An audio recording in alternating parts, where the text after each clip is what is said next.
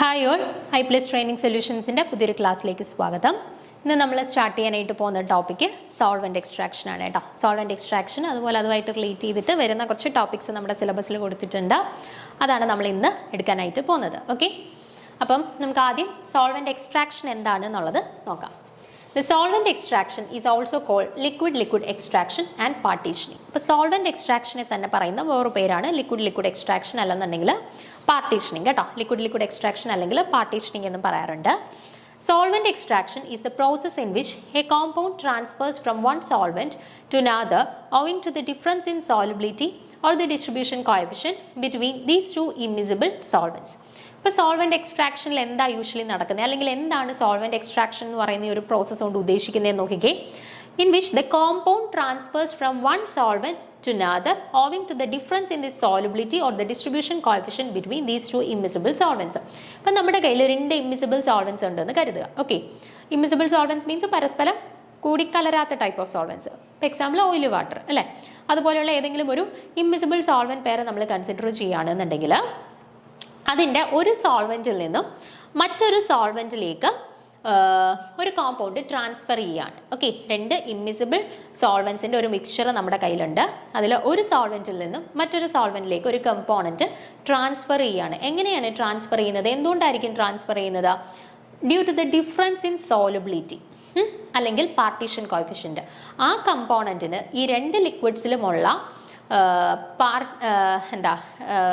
സോലബിലിറ്റിയിലുള്ള വ്യത്യാസം കാരണം അല്ലെങ്കിൽ പാർട്ടീഷൻ കോഎഫിഷ്യൻറ്റിൻ്റെ വ്യത്യാസം കാരണം ഒരു സോൾവെൻറ്റിൽ നിന്നും ഈ കമ്പോണൻറ്റ് അടുത്ത ഒരു സോൾവെൻറ്റിലോട്ട് ട്രാൻസ്ഫർ ചെയ്യുന്നു. ഓക്കെ, അതാണ് സോൾവെൻറ്റ് എക്സ്ട്രാക്ഷൻ. ഈ ഒരു പ്രിൻസിപ്പളിനെ ബേസ് ചെയ്തിട്ടാണ് സോൾവെൻറ്റ് എക്സ്ട്രാക്ഷൻ വർക്ക് ചെയ്യുന്നത്. ഓക്കെ, അപ്പോൾ എന്താണ് solvent extraction? It is a process in which one component transfers from one solvent to another. ഒരു കമ്പോണൻറ്റ് ഒരു സോൾവെൻറ്റിൽ നിന്നും മറ്റൊരു സോൾവെൻറ്റിലേക്ക് ട്രാൻസ്ഫർ ചെയ്യുകയാണ്. എന്തുകൊണ്ടാണ്? Due to the difference in solubility or distribution coefficient between the two immiscible solvents. ഈ രണ്ട് സോൾവെൻസിലുമുള്ള ആ കമ്പോണൻറ്റിൻ്റെ സോലബിലിറ്റിയിലുള്ള വ്യത്യാസം കാരണം അല്ലെങ്കിൽ ഡിസ്ട്രിബ്യൂഷൻ കോഎഫിഷ്യൻറ്റിലുള്ള വ്യത്യാസം കാരണം ഈ കമ്പോണൻറ്റ് ഒരു സോൾവെൻറ്റിൽ നിന്നും മറ്റൊരു സോൾവെൻറ്റിലോട്ട് ട്രാൻസ്ഫർ ചെയ്യുന്നു. ആ ഒരു പ്രോസസ്സിനെയാണ് സോൾവെൻറ്റ് എക്സ്ട്രാക്ഷൻ അല്ലെങ്കിൽ ലിക്വിഡ് എക്സ്ട്രാക്ഷൻ അല്ലെങ്കിൽ പാർട്ടീഷനിങ് എന്ന് പറയുന്നത്. ഓക്കെ ആണേ. അപ്പോൾ it is a method of quantitative separation of compounds. കോമ്പൗണ്ട്സിൻ്റെ സെപ്പറേഷന് വേണ്ടിയിട്ട് നമ്മൾ യൂസ് ചെയ്യുന്ന ഒരു ക്വാണ്ടിറ്റേറ്റീവ് മെത്തേഡാണ് ഈ പറയുന്ന സോൾവെൻറ്റ് എക്സ്ട്രാക്ഷൻ എന്ന് പറയുന്നത് കേട്ടോ. ഒരു ക്വാണ്ടിറ്റേറ്റീവ് മെത്തേഡാണ്. When extracting solvent is stirred with a solution containing solute, then solute from original solvent gets transferred to an extracting solvent. അപ്പോൾ നോക്കിക്കേ, നമ്മുടെ കയ്യിൽ ഉള്ള സൊല്യൂഷനകത്ത് സൊല്യൂട്ട് ഉണ്ട്. ഇതിനകത്തോട്ട് നമ്മളൊരു എക്സ്ട്രാക്റ്റിംഗ് സോൾവെൻറ്റിനെ മിക്സ് ചെയ്യാണ്, സ്റ്റിർ ചെയ്യാണ്. ഓക്കെ, നമ്മുടെ കയ്യിൽ ഓൾറെഡി ഒരു സൊല്യൂഷൻ ഉണ്ട്. സൊല്യൂഷനകത്ത് സൊല്യൂട്ട് മിക്സ് ആയിട്ടുണ്ട്. ഇതിലേക്ക് നമ്മൾ എന്തിനെ ആഡ് ചെയ്ത് കൊടുക്കുകയാണ്? ഒരു extracting solvent. Extracting solvent means ഈ സൊല്യൂട്ടിനെ എക്സ്ട്രാക്ട് ചെയ്യിക്കാനായിട്ട് ഹെൽപ്പ് ചെയ്യുന്ന ഒരു സോൾവെൻറ്റ്. ഓക്കെ, ഒരു സോൾവെൻറ്റിനെ നമ്മൾ ആഡ് ചെയ്ത് കൊടുക്കുകയാണെന്നുണ്ടെങ്കിൽ then the solute from the original solvent get transferred to an extracting solvent. അല്ലേ, നമ്മൾ പറഞ്ഞു ഇപ്പോൾ സോൾവെൻറ്റ് എക്സ്ട്രാക്ഷനകത്ത് തന്നെ യൂഷ്വലി ഏതാ പറയുന്നത്, രണ്ട് ഇമ്മിസിബിൾ ലിക്വിഡ്സ് ഉണ്ടെന്നുണ്ടെങ്കിൽ ഒരു ലിക്വിഡിൽ നിന്നും അടുത്ത ലിക്വിഡിലേക്കുള്ള ആ കമ്പോണൻറ്റിൻ്റെ ട്രാൻസ്ഫറൻസ്, അതാണ് സോൾവെൻറ്റ് എക്സ്ട്രാക്ഷനിൽ നടക്കുന്നതെന്ന് പറഞ്ഞു അല്ലേ. അപ്പോൾ ഇവിടെ എന്താണ് സംഭവിക്കുന്നത്? നമ്മളൊരു എക്സ്ട്രാക്റ്റിംഗ് സോൾവെൻറ്റ്സ്, എക്സ്ട്രാക്ഷന് ഹെൽപ്പ് ചെയ്യുന്ന സോൾവെൻറ്റ്, എക്സ്ട്രാക്റ്റിംഗ് സോൾവെൻറ്റ്, ഈ ഒരു എക്സ്ട്രാക്റ്റിംഗ് സോൾവെൻറ്റിനെ ഒരു എക്സിസ്റ്റിംഗ് ആയിട്ടുള്ള ഒരു സോൾവെൻറ്റിലോട്ട് നമ്മൾ ആഡ് ചെയ്യണം. ആ സോൾവെൻറ്റിനകത്ത് ഓൾറെഡി എന്തുണ്ട്? സൊല്യൂട്ടും ഉണ്ട് അല്ലേ. അങ്ങനെയുള്ള ഒരു സോൾവെൻറ്റിനകത്തോട്ടാണ് നമ്മൾ ഈ ഒരു എക്സ്ട്രാക്റ്റിംഗ് സോൾവെൻറ്റിനെ ആഡ് ചെയ്ത് കൊടുക്കുന്നത്. ഓക്കെ, ആഡ് ചെയ്ത് കൊടുക്കുന്ന സമയത്ത് സൊല്യൂട്ട് എവിടെ നിന്ന് എങ്ങോട്ട് ട്രാൻസ്ഫർ ചെയ്യും?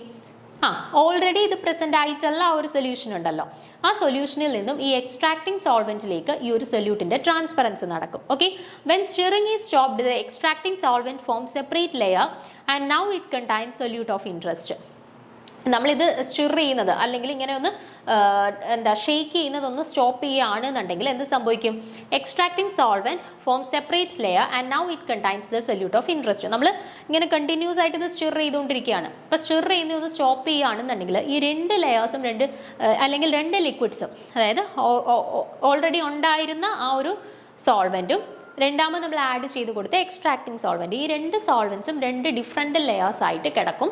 അതിൽ ഈ എക്സ്ട്രാക്റ്റിംഗ് സോൾവെൻറ്റിൽ നമ്മുടെ സൊല്യൂട്ട് വന്ന് പ്രസൻ്റ് ആയിട്ടിരിക്കുകയും ചെയ്യും. ഓക്കെ, ഇപ്പോൾ സെപ്പറേറ്റിംഗ് ഫണലാണെന്നുണ്ടെങ്കിൽ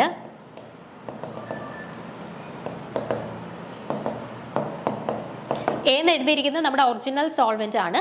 ഈ എന്ന് പറയുന്നത് നമ്മുടെ എക്സ്ട്രാക്ടിങ് സോൾവെന്റ് ആണെന്നുണ്ടെങ്കിൽ നമ്മൾ സ്റ്റിറിങ് സ്റ്റോപ്പ് ചെയ്തിട്ട് ഇതിനെ ഒന്ന് ഇങ്ങനെ അനക്കാതെ വെച്ചിരിക്കുന്ന സമയത്ത് ഈ രണ്ട് സോൾവെന്റ്സ് എന്ത് ചെയ്യും, രണ്ട് ഡിഫറെൻറ്റ് ലെയേഴ്സ് ആയിട്ട് എന്താ ഇമ്മിസിബിൾ ലിക്വിഡ്സ് അല്ലേ, അപ്പോൾ രണ്ട് ഡിഫറെൻറ്റ് ലെയേഴ്സ് ആയിട്ട് ഇങ്ങനെ എക്സിസ്റ്റ് ചെയ്യാനായിട്ട് തുടങ്ങും. അതിൽ എക്സ്ട്രാക്ടിങ് സോൾവെന്റിലായിരിക്കും ഇപ്പോൾ ആരുള്ളത്, നമ്മുടെ സൊല്യൂട്ട് പ്രസന്റ് ആയിട്ടുള്ളത്. Okay, compared with other separation methods, it gives better separation effect than chemical precipitation and a higher degree of selectivity and faster mass transfer than the ion exchange methods. അപ്പം usually നമ്മുടെ normal precipitation method, ion exchange methods ഒക്കെ ആയിട്ട് compare ചെയ്യുമ്പോഴത്തേന് കുറേ advantages ഉണ്ട് നമ്മുടെ solvent extraction മെത്തേഡ്സിന്. ഒന്നെന്ന് പറയുന്നത് better separation ആയിരിക്കും. ഓക്കെ, നമ്മുടെ നോർമൽ precipitation മെത്തേഡൊക്കെ വഴി നമ്മൾ എത്ര ഇഫക്റ്റീവായിട്ട് സെപ്പറേറ്റ് ചെയ്യുന്നോ അതിനെക്കാട്ടിൽ ഇഫക്റ്റീവായിട്ട് നമുക്ക് ഈ ഒരു മെത്തേഡ് യൂസ് ചെയ്തിട്ട് സെപ്പറേഷൻ പോസിബിൾ ആണ്. ഓക്കെ, അതുപോലെ തന്നെ ഹയർ ഡിഗ്രി ഓഫ് സെലക്ടിവിറ്റി ഉണ്ട്, ഫാസ്റ്റ് മാസ് ട്രാൻസ്ഫർ നടക്കും. അതായത് ഒരു ലെയറിൽ നിന്ന് അടുത്ത ലെയറിലോട്ട് ഫാസ്റ്റായിട്ട് മാസ് ട്രാൻസ്ഫർ നടക്കും.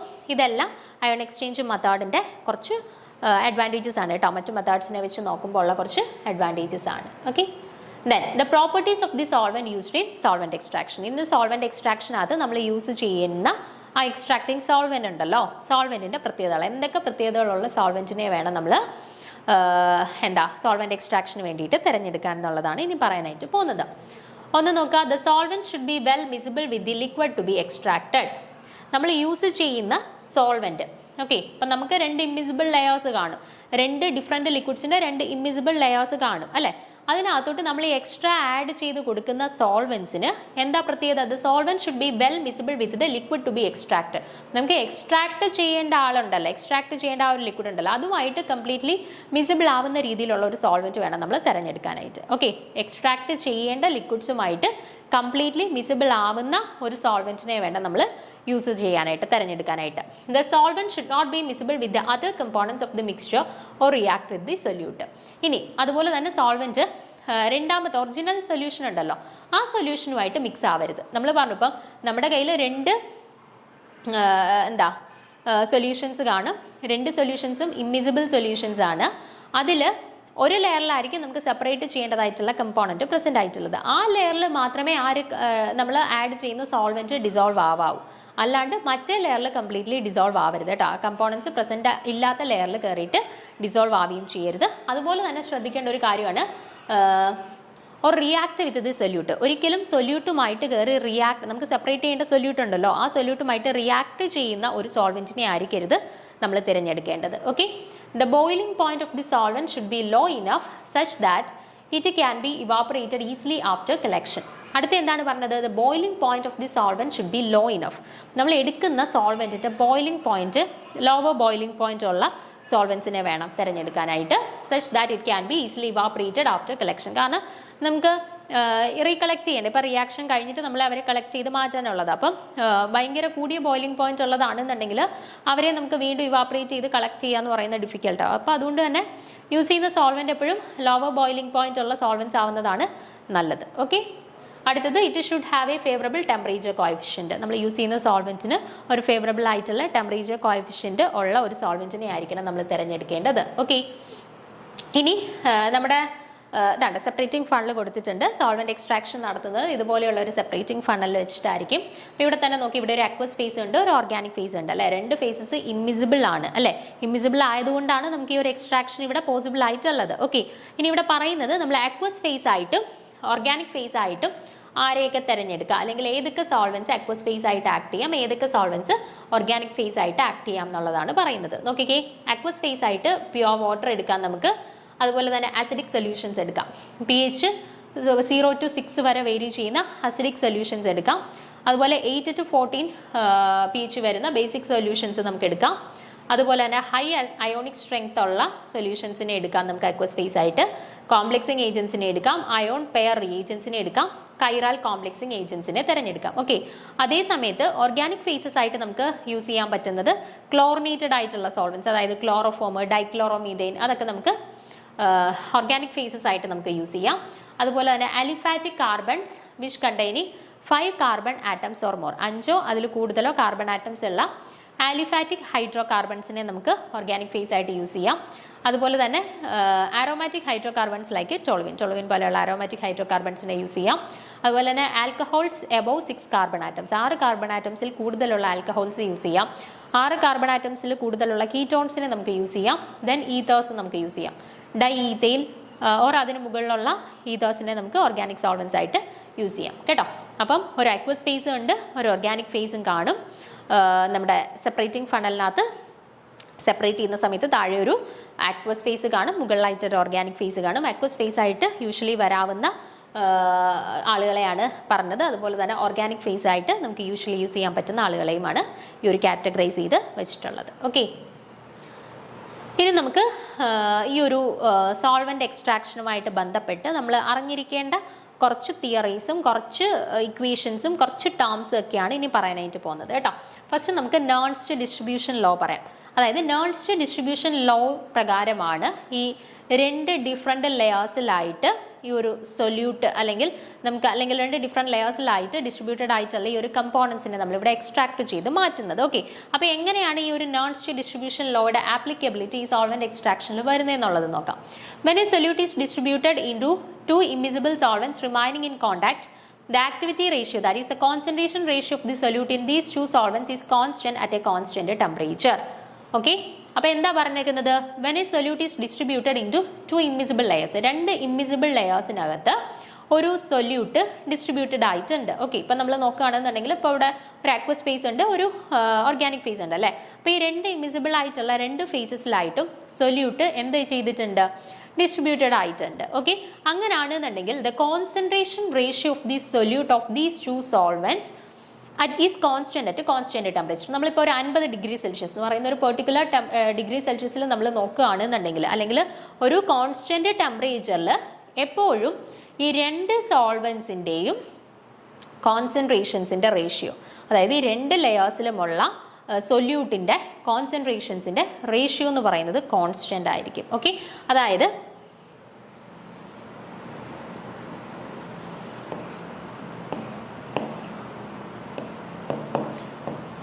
the aqueous phase, the organic phase. Okay, aqueous ഫേസിലുള്ള സൊല്യൂട്ടിൻ്റെ കോൺസെൻട്രേഷനെ ഞാൻ എ എന്ന് കൊടുക്കുന്നു, ഓർഗാനിക് ഫേസിലുള്ള സൊല്യൂട്ടിൻ്റെ കോൺസെൻട്രേഷനെ ഞാൻ ബി എന്ന് കൊടുക്കുന്നു. ഓക്കെ, അങ്ങനെയാണെന്നുണ്ടെങ്കിൽ നമ്മുടെ നേൺസ്റ്റ് ഡിസ്ട്രിബ്യൂഷൻ ലോ പ്രകാരം ഈ റേഷ്യോ ഓഫ് ടു അല്ലെങ്കിൽ ratio of the solute in the 2 solvents at a constant temperature is a constant എന്നാണ് പറയുന്നത്. അതായത് ഈ ഓർഗാനിക് ഫേസിൽ വരുന്ന സൊല്യൂട്ടിൻ്റെ കോൺസെൻട്രേഷൻ ബൈ അക്വസ് ഫേസിൽ വരുന്ന അക്വസ് ഫേസിൽ വരുന്ന സൊല്യൂട്ടിൻ്റെ കോൺസെൻട്രേഷൻ, ഇതെന്ന് പറയുന്നത് എപ്പോഴും എന്തായിട്ട് വരും? ഒരു കോൺസ്റ്റന്റ് ടെമ്പറേച്ചറിൽ ഇവരുടെ റേഷ്യോ എന്ന് പറയുന്നത് കോൺസ്റ്റന്റ് ആയിരിക്കും, അതിൽ വ്യത്യാസമൊന്നും വരത്തില്ല. ഓക്കെ, ഇതാണ് നമ്മുടെ നേൺസ്റ്റ് ഡിസ്ട്രിബ്യൂഷൻ ലോയിൽ പറയുന്നത്. And this constant is called partition coefficient or for very dilute solution distribution coefficient. അപ്പം ഈ ഒരു കോൺസ്റ്റന്റ് ആയിരിക്കും എന്ന് പറഞ്ഞില്ലേ നമ്മൾ? കോൺസെൻട്രേഷൻസ് ഓഫ് സൊല്യൂട്ടിൻ ratio of the concentrations of the solute in 2 different phases എന്ന് പറയുന്നത് ഒരു കോൺസ്റ്റന്റ് ആണെന്ന് പറഞ്ഞു. ഈ കോൺസ്റ്റന്റിനെയാണ് നമ്മൾ സാധാരണ പാർട്ടീഷൻ കോഎഫിഷ്യന്റ് കെ എന്ന് പറയുന്നത്. ഇനി ഭയങ്കര ഡൈല്യൂട്ടഡ് ആയിട്ടുള്ള സൊല്യൂഷൻ ആണ് അല്ലെങ്കിൽ സൊല്യൂട്ടിൻ്റെ കോൺസെൻട്രേഷൻ തീരെ കുറവാണ് എന്നുണ്ടെങ്കിൽ നമ്മൾ പാർട്ടീഷൻ കോഎഫിഷ്യന്റിന് പകരം ഡിസ്ട്രിബ്യൂഷൻ കോൺസ്റ്റന്റ് എന്നാണ് ആ ഒരു കോൺസ്റ്റന്റിനെ വിളിക്കുന്നത് കേട്ടോ. പാർട്ടീഷൻ കോഎഫിഷ്യന്റ് അല്ല, ഡൈല്യൂട്ട് ആയിട്ടുള്ള സൊല്യൂഷൻ ആണെന്നുണ്ടെങ്കിൽ നമ്മളതിനെ ഡിസ്ട്രിബ്യൂഷൻ കോൺസ്റ്റന്റ് എന്ന് പറയും. അപ്പോൾ ഡിസ്ട്രിബ്യൂഷൻ കോൺസ്റ്റന്റിൻ്റെ റേഷ്യോ നിങ്ങൾ നോക്കിക്കേ, ഡിസ്ട്രിബ്യൂഷൻ കോൺസ്റ്റന്റ് കെ ഡി. അപ്പോൾ അതെന്താണെന്നാണ് പറഞ്ഞത്? Ratio of the concentrations of the solute in 2 different layers. അപ്പോൾ ഓർഗാനിക് ലെയറിലുള്ള സൊല്യൂട്ടിൻ്റെ കോൺസെൻട്രേഷൻ, ഇത് സൊല്യൂട്ടിൻ്റെ കോൺസെൻട്രേഷൻ ആണ് എ, അത് ഓർഗാനിക് ലെയറിലാണെന്ന് കാണിക്കാനായിട്ടുള്ളതാണ് ഇവിടെ ORG എന്ന് കൊടുത്തിട്ടുള്ളത്. ബൈ റേഷ്യോ അല്ലേ, concentration of solute in aqueous phase. Okay, ആ ഒരു കോൺസെൻട്രേഷൻസിൻ്റെ റേഷ്യോനെയാണ് നമ്മൾ ഡിസ്ട്രിബ്യൂഷൻ കോൺസ്റ്റന്റ് എന്ന് പറയുന്നത്. ഓക്കെ, അപ്പോൾ ഈ ഒരു നേൺസ്റ്റ് ഡിസ്ട്രിബ്യൂഷൻ ലോയെ ആസ്പദമാക്കിയിട്ടാണ് നമ്മുടെ ഇത് വർക്ക് ചെയ്യുന്നത് കേട്ടോ. സോൾവെന്റ് എക്സ്ട്രാക്ഷൻ്റെ പ്രിൻസിപ്പിൾ എന്ന് പറയുന്നത്, അല്ലെന്നുണ്ടെങ്കിൽ അതിൻ്റെ ബേസിക് കൺസെപ്റ്റ് എന്ന് പറയുന്നത് നേൺസ്റ്റ് ഡിസ്ട്രിബ്യൂഷൻ ലോയെ ആസ്പദമാക്കിയിട്ടാണ്. It is applicable for very dilute solutions only where the ratio of the activities approaches unity. ഇനി നമ്മുടെ ഈ പറഞ്ഞ കേസ് ഉണ്ടല്ലോ, K D equal to concentration of A of organic layer by concentration of A of aqueous layer എന്ന് പറഞ്ഞു, ഒരു constant temperature. ഇതെന്ന് പറയുന്നത് ആപ്ലിക്കബിൾ ആയിട്ടുള്ളത് ഡൈല്യൂട്ട് ആയിട്ടുള്ള സൊല്യൂഷൻസിന്റെ കേസിൽ, വെരി ഡൈല്യൂട്ട് ആയിട്ടുള്ള സൊല്യൂഷൻസിന്റെ കേസിൽ മാത്രമേ ആപ്ലിക്കബിൾ ആയിട്ടുള്ളൂ. only where the ratio of the activities approaches unity. ഈ റേഷ്യോസ് ഓഫ് ദി ആക്ടിവിറ്റീസ് അല്ലെങ്കിൽ റേഷ്യോസ് ഓഫ് ദി കോൺസെൻട്രേഷൻസ് എന്ന് പറയുന്നത് ഏകദേശം യൂണിറ്റിയോട് അപ്രോച്ച് ചെയ്യുന്ന സമയത്ത്, അല്ലെങ്കിൽ അവരുടെ ഡൈല്യൂട്ട് ആയിട്ടുള്ള ഭയങ്കര ഡൈല്യൂട്ട് ആയിട്ടുള്ള സൊല്യൂഷൻസ് ആണ് എന്നുണ്ടെങ്കിൽ മാത്രമേ നമുക്ക് ഈ ഒരു കണ്ടീഷൻ അല്ലെങ്കിൽ ഈ പറഞ്ഞ കേസ് ആപ്ലിക്കബിൾ ആവുന്നുള്ളൂ. This law is not applicable if any of the distributing species undergo dissociation or association in either phase. അതുപോലെ തന്നെ ഇനി നമ്മൾ പറഞ്ഞ ഏതെങ്കിലും ഒരു സ്പീഷീസ്, ഇപ്പം സൊല്യൂട്ട് ഉണ്ടല്ലോ, നമ്മൾ ഇപ്പം എ ബി എന്ന് പറയുന്ന 2 ലെയേഴ്സ് ആണെന്നുണ്ടെങ്കിൽ 2 ലെയേഴ്സിലായിട്ട് നമ്മുടെ സൊല്യൂട്ട് ഡിസ്ട്രിബ്യൂട്ടഡ് ആയിട്ടിരിക്കുകയാണ്. അപ്പം ഏതെങ്കിലും കേസിൽ ഈ സൊല്യൂട്ടിൻ്റെ ഡിസോസിയേഷൻ അല്ലെങ്കിൽ അസോസിയേഷൻ നടക്കുന്നു എങ്കിൽ നമുക്ക് ഈ ലോ ആപ്ലിക്കബിൾ ആണ് എന്ന് പറയാനായിട്ട് പറ്റത്തില്ല കേട്ടോ. അപ്പം ഡിസോസിയേഷൻ ഓർ അസോസിയേഷൻ നടക്കുന്ന കേസസിൽ നമുക്ക് ഈ ഒരു ലോ ആപ്ലിക്കബിൾ ആണ് എന്ന് പറയാനായിട്ട് പറ്റത്തില്ല. അതുപോലെ തന്നെ ഡൈല്യൂട്ട് ആയിട്ടുള്ള സൊല്യൂഷൻസിൻ്റെ കേസിൽ ആപ്ലിക്കബിൾ ആവുന്നുള്ളൂ. ഡൈല്യൂട്ട് മീൻസ് അവരുടെ കോൺസെൻട്രേഷൻ ഏകദേശം യൂണിറ്റിയോട് അപ്രോച്ച് ചെയ്യുന്ന സമയത്ത് മാത്രമേ നമുക്ക് ഈ ഒരു ഡിസ്ട്രിബ്യൂഷൻ ലോ വാലിഡ് ആയിട്ട് വരുന്നുള്ളൂ. ഓക്കെ, അടുത്ത് അറിഞ്ഞിരിക്കേണ്ട ഒരു ടേമാണ് സെപ്പറേഷൻ ഫാക്ടർ. എന്താണ് സെപ്പറേഷൻ ഫാക്ടർ എന്ന് നോക്കിക്കേ. If the solution to be extracted consists of 2 solute A and B and we have to separate A from B, then we will use an extracting solvent which will dissolve more quantity of A and very less quantity of B. നോക്കിക്കേ, നമുക്കിപ്പോൾ ഒരു സൊല്യൂഷനെ extract ചെയ്യണം. ഒരു സൊല്യൂഷനെ നമുക്ക് extract ചെയ്യണം, solvent extraction നടത്തണം. അപ്പോൾ ഈ സൊല്യൂഷനകത്ത് 2 സൊല്യൂട്ട് അടങ്ങിയിട്ടുണ്ട്. എ ബി എന്ന് പറയുന്ന 2 സൊല്യൂട്ട് ഈ ഒരു സൊല്യൂഷനകത്ത് മിക്സ് ആയിട്ടുണ്ട്. അപ്പോൾ ഇതാണ് എൻ്റെ സൊല്യൂഷൻ. ഈ സൊല്യൂഷനകത്ത് എയും മിക്സ് ആയിട്ടുണ്ട്, ബി എന്ന് പറയുന്ന സൊല്യൂട്ടും മിക്സ് ആയിട്ടുണ്ട്. Okay, and we have to separate A from B, then we use an extracting solvent which will dissolve more quantity of A and very less quantity of B. അപ്പം നമുക്ക് ഇവിടുന്ന് ഈ ഒരു സൊല്യൂഷനകത്ത് നിന്നും എ മാത്രം സെപ്പറേറ്റ് ചെയ്യണം, ഈ ബിയിൽ നിന്നും എ മാത്രം സെപ്പറേറ്റ് ചെയ്ത് മാറ്റണം. എ എന്ന് പറയുന്ന സൊല്യൂട്ടിനെ മാത്രം നമുക്ക് സെപ്പറേറ്റ് ചെയ്ത് മാറ്റിയാൽ മതി. ഓക്കെ, അപ്പോൾ അങ്ങനെയുള്ള ഒരു കണ്ടീഷനിൽ നമ്മൾ യൂസ് ചെയ്ത എക്സ്ട്രാക്ടിങ് സോൾവെന്റ്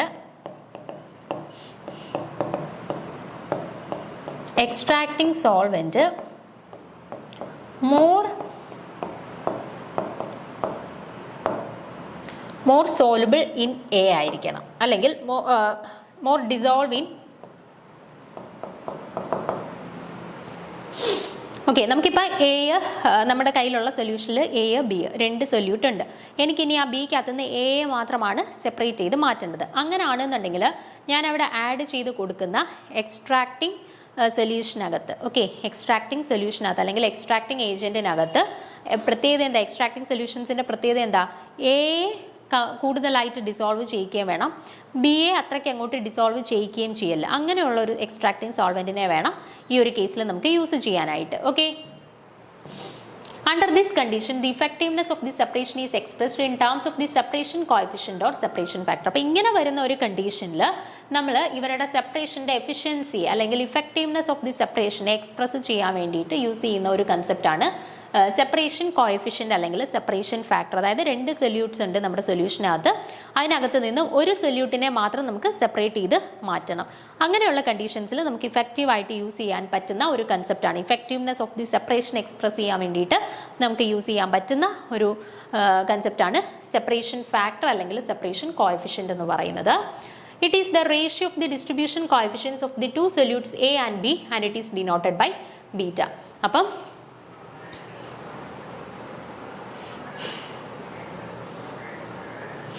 നമ്മൾ ആ ഒരു സെപ്പറേഷൻ ഫാക്ടറിനെ അല്ലെങ്കിൽ സെപ്പറേഷൻ കോഎഫിഷ്യൻറ്റിനെ ഡിനോട്ട് ചെയ്യാനായിട്ട് റെപ്രസെൻറ്റ് ചെയ്യുന്ന ലെറ്ററാണ് ബീറ്റ എന്ന് പറയുന്നത്, സെപ്പറേഷൻ ഫാക്ടറാണ്. It is the ratio of the distribution coefficients of 2 solutes A and B. അപ്പം എ എന്ന് പറയുന്ന സൊല്യൂട്ടിനെയാണ് നമുക്ക് സെപ്പറേറ്റ് ചെയ്യേണ്ടതെന്ന് കരുതുക. അപ്പം എയുടെ ഡിസ്ട്രിബ്യൂഷൻ കോഎഫിഷ്യൻ്റ് ഡിവൈഡഡ് ബൈ ബിയുടെ ഡിസ്ട്രിബ്യൂഷൻ കോഎഫിഷ്യൻ്റ് കേട്ടോ.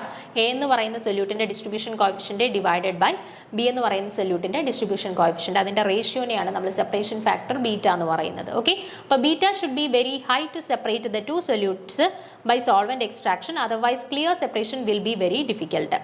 അപ്പം നമുക്കിപ്പോൾ 2 സൊല്യൂട്ടിനെ സെപ്പറേറ്റ് ചെയ്യണം എന്നുണ്ടെങ്കിൽ ബീറ്റയുടെ വാല്യൂ നല്ല വലുതായിരിക്കണം. ഓക്കെ, അപ്പോൾ ബീറ്റയുടെ വാല്യൂ വലുതാവണം എന്ന് വെച്ചാൽ ഈ കെ ഡി എയും കെ ഡി ബിയും ഡിസ്ട്രിബ്യൂഷൻ കോഎഫിഷ്യൻറ്റിൻ്റെ value corresponding to A and B അത് തമ്മിൽ നല്ല വ്യത്യാസം ഉണ്ടെങ്കിൽ മാത്രമല്ലേ നമുക്ക് ബീറ്റയുടെ വാല്യൂ വലിയ വാല്യൂ കിട്ടുകയുള്ളൂ.